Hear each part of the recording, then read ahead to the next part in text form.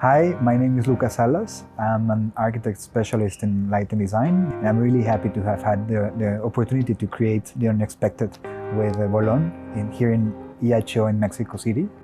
Anything, everything got into my attention after working with I took some samples of Bolon to my studio to understand the qualities, the visual qualities of the floor throughout the interaction with light and positioning. I chose anything, everything, I think so because of that dancing movement that has the floor, this graphism that plays with the disappearing of the perceptual element of perspective, which is woven in a static floor, but then gives us this movement feeling. So I was kind of dancing with it, no?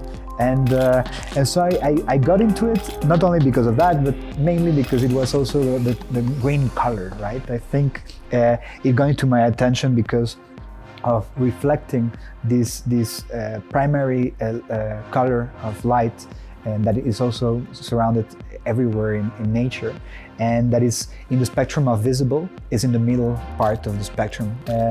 And so I wanted to play with these primary colors, so green, red and blue with light.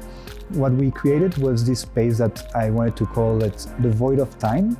So it represents this void between time and space, in space. So we created these sculptures which have the primary colors, red, blue and green is the basis where they are grounded. These two points that represent the solstice of light in Mexico City.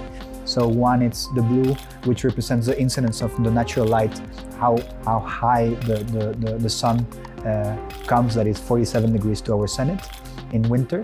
And then in the summer, we have the red, represented in red with the sculpture, is representing the incidence of the natural light in summer, which is going to happen now in June, and it's over 4 degrees from the north, right? So we have this playing game of shadows, which represents what's happening between two elements of time. Playing with artificial light, recreating these colors, made us have this experience of disappearing the floor and reappearing in another moment, and disappearing a perception of a place. What I felt with Bolon was the fact that the woven element of the synthetic material gives Bolon dynamism. As I was saying, it gives this movement because of the quality of the material, which reflects in certain ways. As well, it gives the fact of seeing the shadows much more clearer. No?